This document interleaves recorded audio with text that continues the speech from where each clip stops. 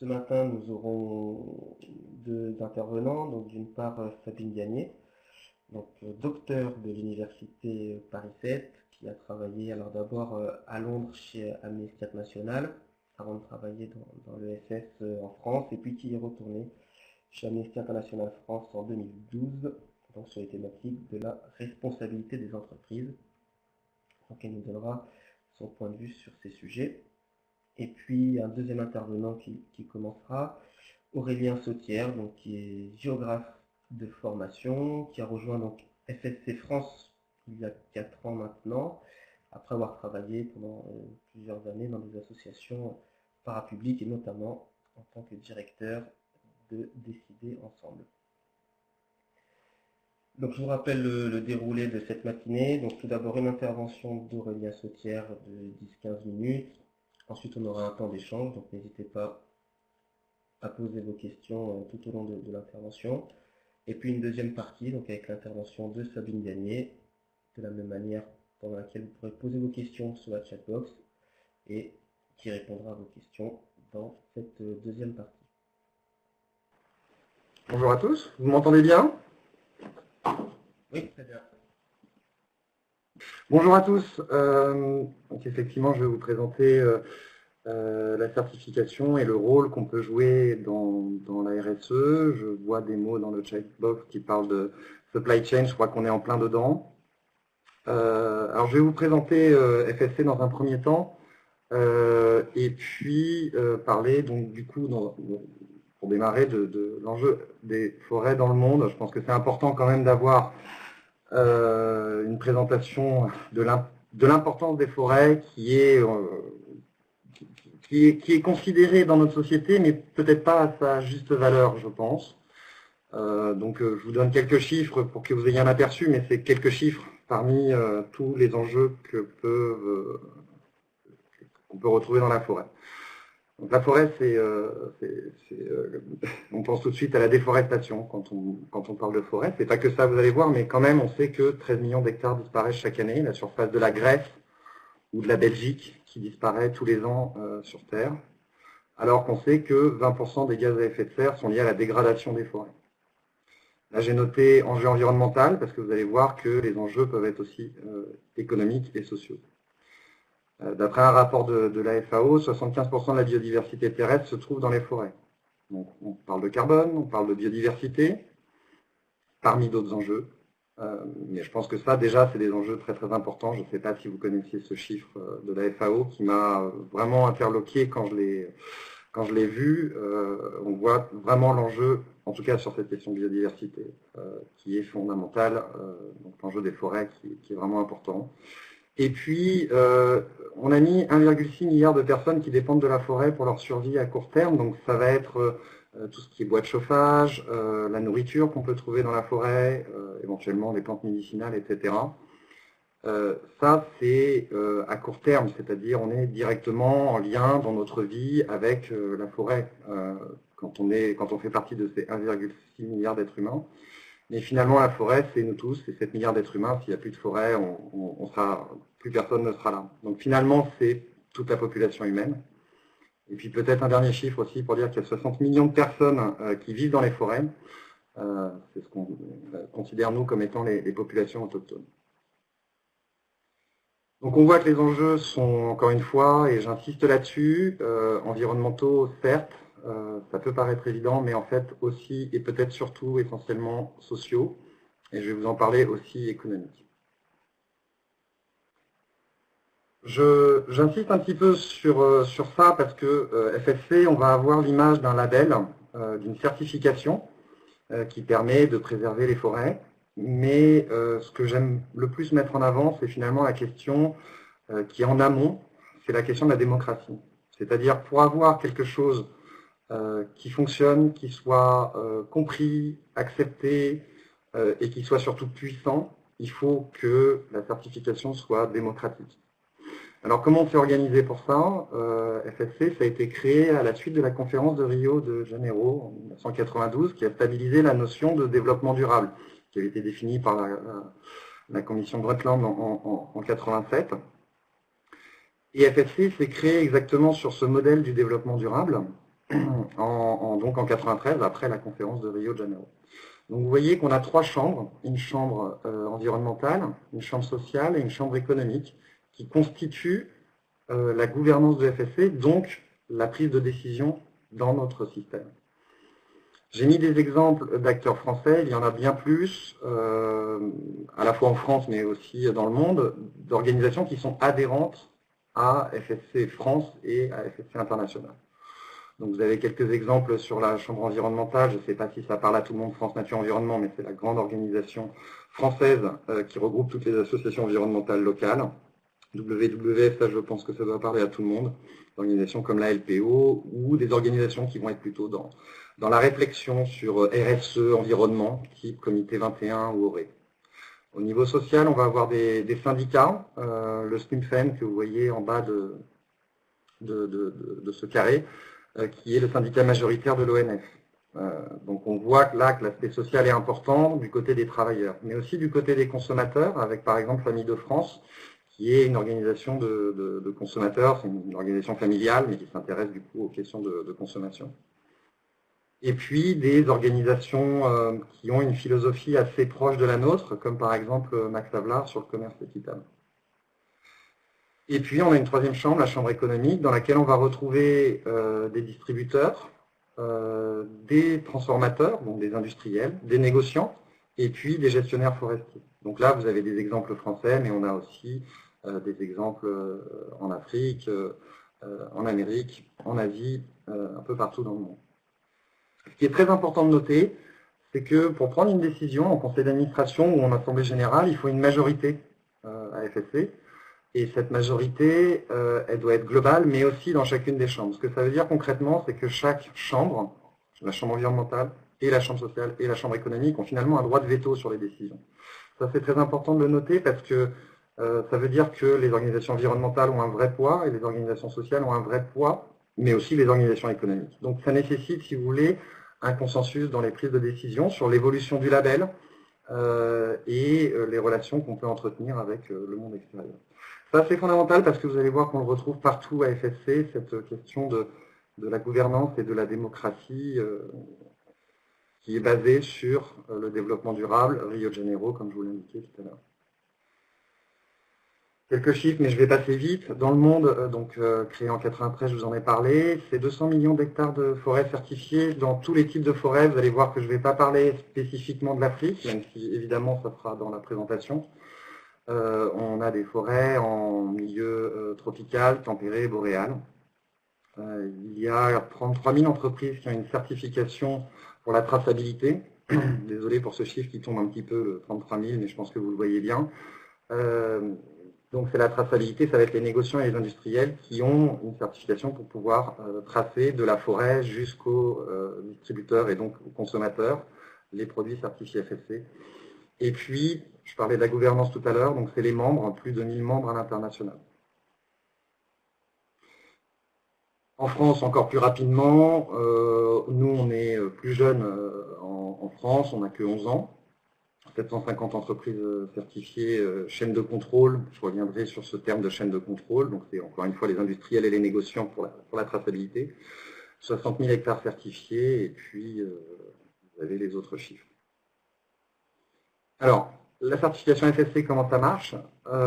On a, vous voyez la petite forêt en haut du slide, le point 1, qui est la gestion forestière. Donc on a un certificat de gestion forestière. Ce certificat, comment il est défini? Il est défini au niveau international, avec 10 principes dont je vais vous parler tout à l'heure, qui se déclinent en 70 critères.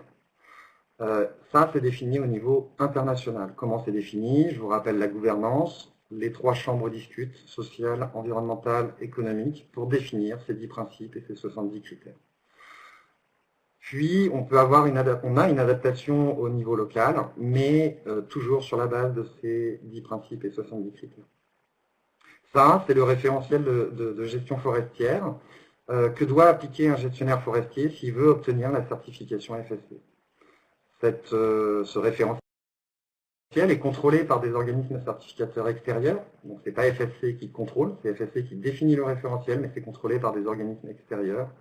Donc, des organismes qui font la certification.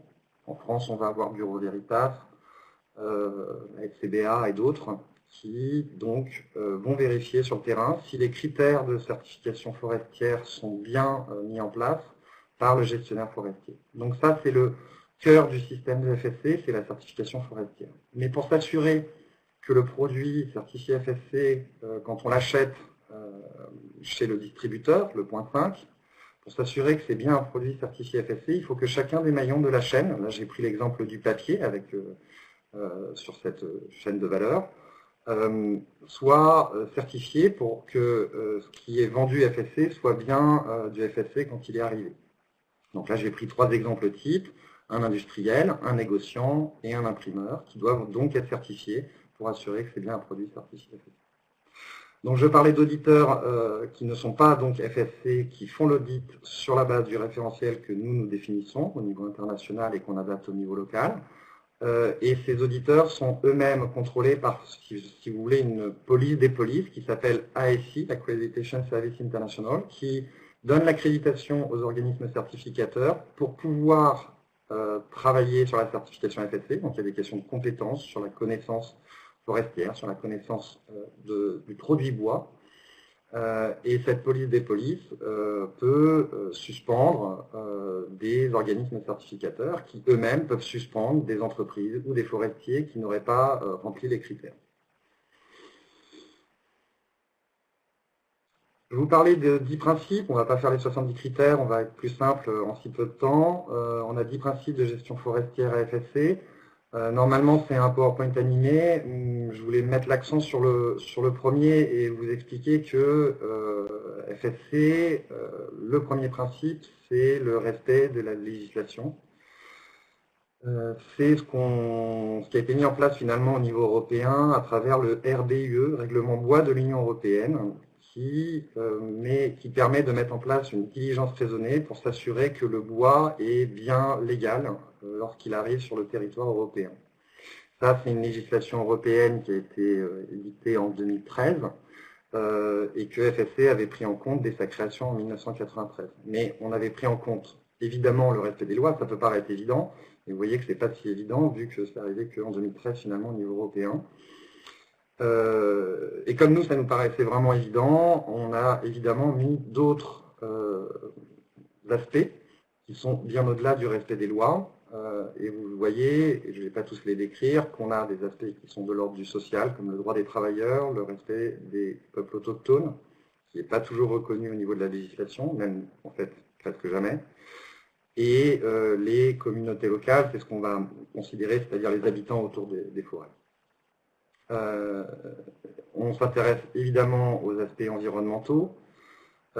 Et puis, ce qui nous intéresse, et là je pense que c'est ça qui permet aussi de comprendre FSC, au-delà de la plateforme démocratique dont je vous parlais tout à l'heure, c'est aussi la question des bénéfices de la forêt. Ce qu'on veut à FSC, c'est que la forêt soit rentable pour qu'elle puisse avoir de la valeur. Pourquoi on veut qu'elle ait de la valeur? Parce que si elle a de la valeur, les gens qui en dépendent ne vont pas se détourner de la forêt au profit d'autres types de production qui peuvent avoir un impact sur la forêt, type soja, huile de palme, etc.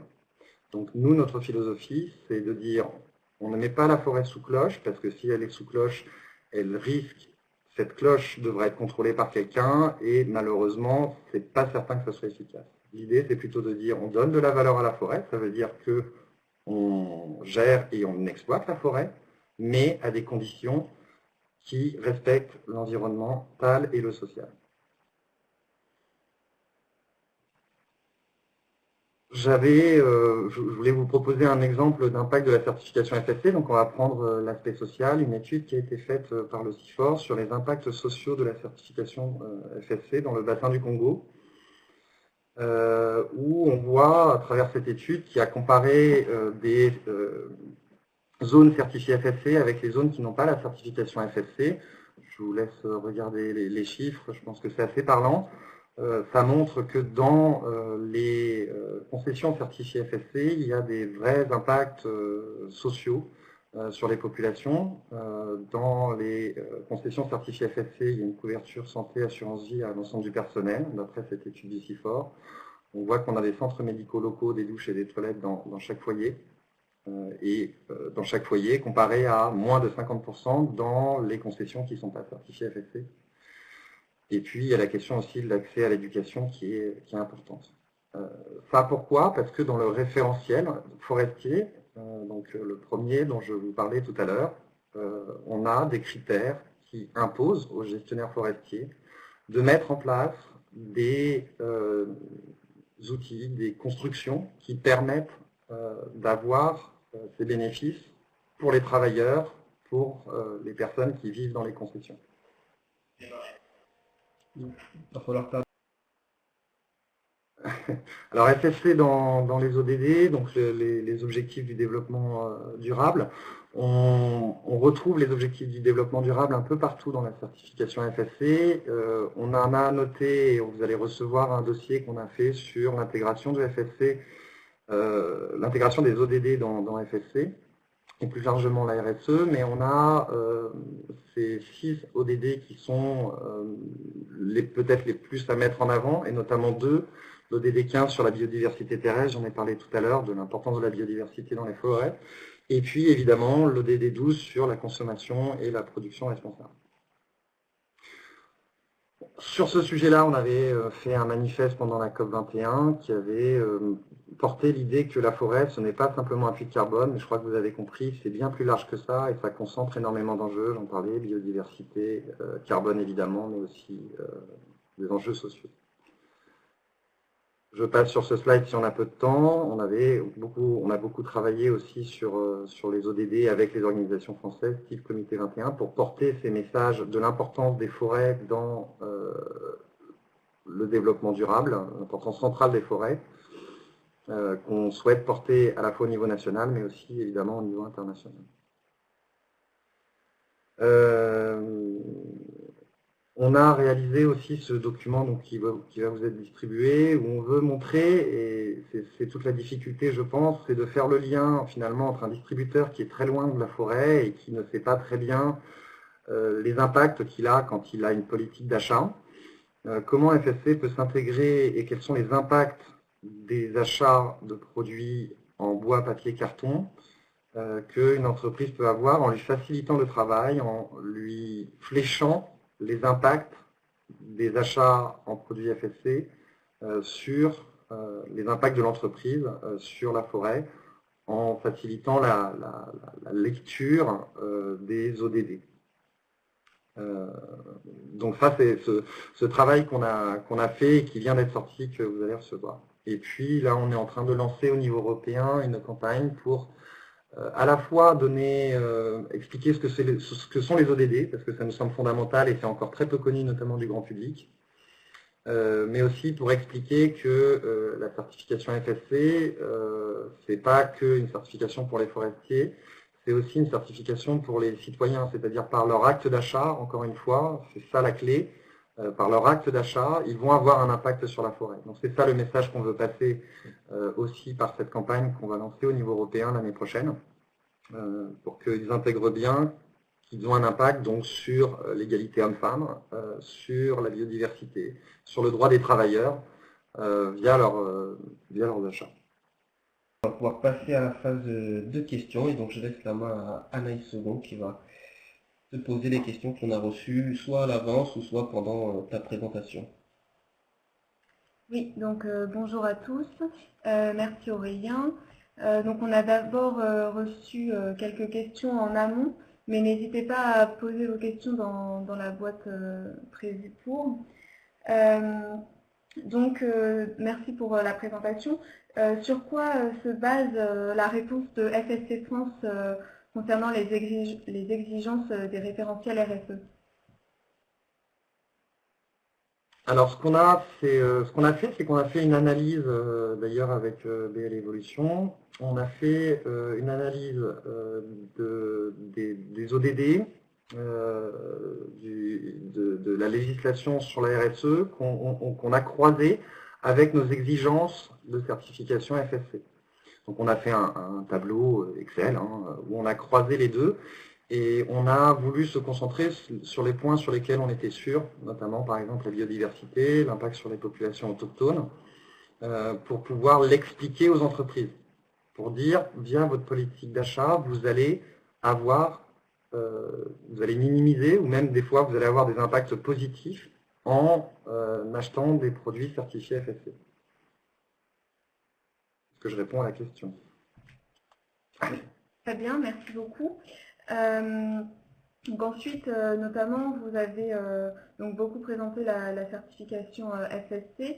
Est-ce qu'une entreprise certifiée en France peut aussi la certification peut ensuite être étendue au niveau européen et même d'ailleurs au niveau mondial?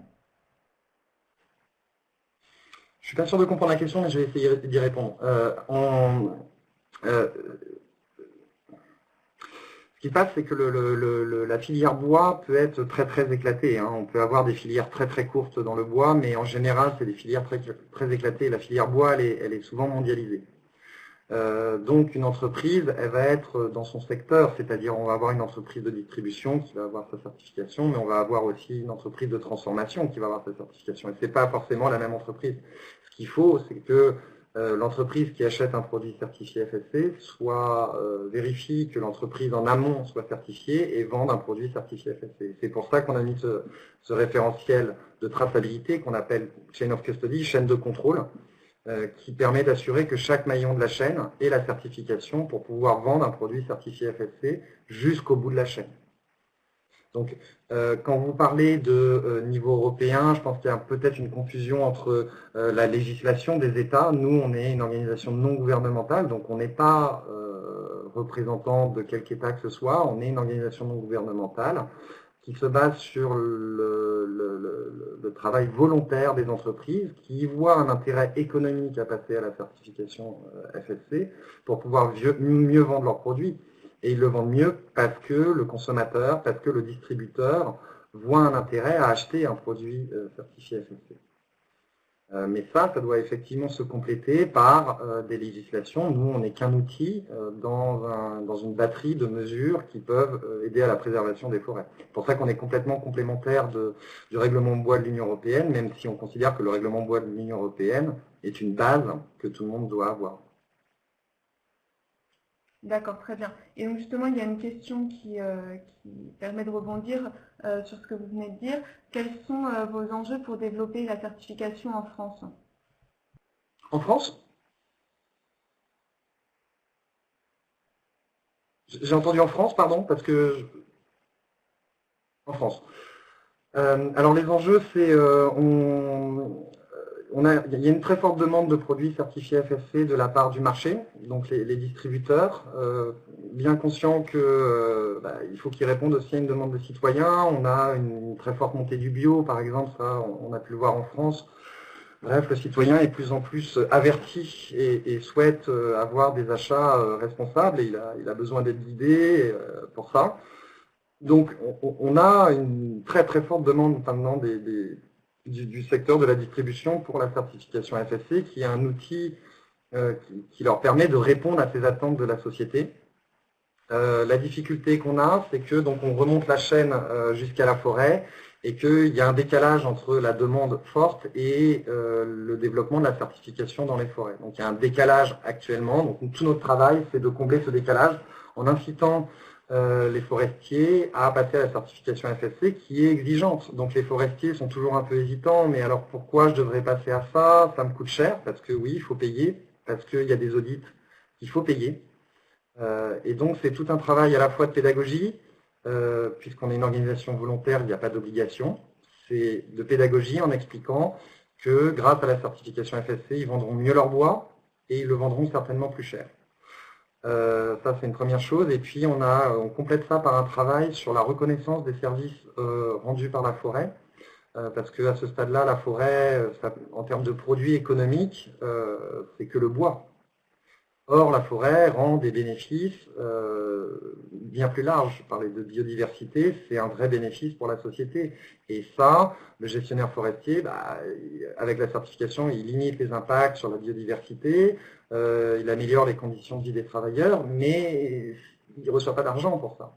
Donc nous, notre travail, c'est aussi de faire en sorte que ça soit mieux reconnu et que du coup, les distributeurs puissent financer directement, sans passer enfin, en plus de la chaîne de valeur dont je parlais, pour qu'ils puissent financer directement la reconnaissance de ces impacts du gestionnaire forestier. Pour fermer la boucle, pour que le gestionnaire forestier ait une incitation économique en plus à passer à la certification FSC. Donc ça, c'est le travail qui est en cours au niveau international et qu'on est en train de développer en France pour inciter les forestiers à passer à ça. Il faut savoir, et pardon, je suis un petit peu bavard, mais juste un point important, c'est que la certification FSC pour un forestier, c'est un investissement.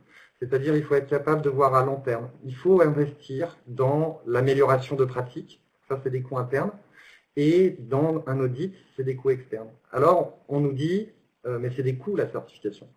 Et nous, notre travail de dire, c'est non, c'est un investissement. Oui, il y a des coûts en première ou deuxième année, mais après, ces coûts vont être rentabilisés parce que vous allez mieux vendre votre bois et vous allez certainement le vendre plus cher, vu qu'il y a une demande très très forte. Et en plus, avec les services écosystémiques, on souhaiterait finalement financer cet investissement pour que la question des coûts ne soit plus un problème. D'accord, très bien, merci beaucoup. Deux petites dernières questions pour finir sur cette partie. Est-ce que FSC possède des syndicats qui sont membres du label? Et une question qui revient aussi régulièrement, c'est qu'il y a beaucoup de labels. Comment s'y retrouver, et notamment dans la gestion des forêts? Oui, alors sur les syndicats, c'est oui, tout simplement. Et d'ailleurs, notre présidente au niveau international est membre d'un syndicat indonésien. Et donc, comme je vous le montrais tout à l'heure dans notre chambre sociale, on a le syndicat majoritaire de l'Office national des forêts qui est adhérent à FSC France et qui a participé à l'adaptation du standard au niveau français, parce que quand on adapte un standard, quand on définit un standard, c'est toujours une décision entre trois chambres.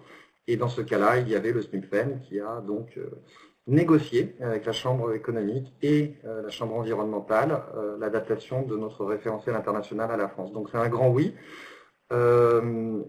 Et la deuxième question, c'est la guerre des labels.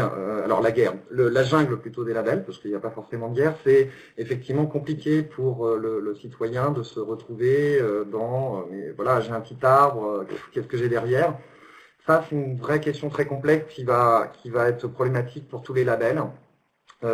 Moi, je crois, en tout cas, dans le label FSC, moi, je crois à l'honnêteté intellectuelle, c'est-à-dire qu'on soit clair sur ce qu'on est et ce qu'on n'est pas, en fait. Mais c'est pas facile de communiquer une complexité. Vous voyez que c'est complexe, et là, vous voyez que la partie émergée de l'iceberg, je crois que c'est pas facile de communiquer sur une complexité aux consommateurs qui arrivent avec un label. Donc, on a aussi en réflexion, vous avez vu qu'on a Max Havelaar qui est adhérent à FSC France. On a dans la réflexion, pourquoi pas, de travailler avec d'autres labels amis, ou en tout cas qui ont une philosophie commune avec nous, pour qu'on ait des messages un peu plus clairs, et aussi pour pouvoir faire la part des choses entre des labels exigeants et peut-être d'autres qui le sont moins. Parce que finalement, ça, il n'y a que nous qui pouvons le faire, en sachant que l'État essaye de le faire, mais quand l'État se mêle de ça, en général, ça s'arrête aux frontières, alors qu'on est sur des commerces internationaux. Et en général, quand l'État se mêle aussi d'essayer de mettre un peu, de nettoyer les labels, il a tendance à plutôt reconnaître les labels, même ceux qui ne sont pas hyper exigeants, malheureusement, pour se mettre personne à dos. Donc, on a plutôt tendance à dire, travaillons avec les labels qui nous semblent être le plus exigeants pour porter des messages communs auprès des citoyens pour qu'ils puissent faire les bons choix. Mais c'est vrai que c'est une question très, très complexe. Très bien, merci beaucoup. Donc maintenant, on va laisser la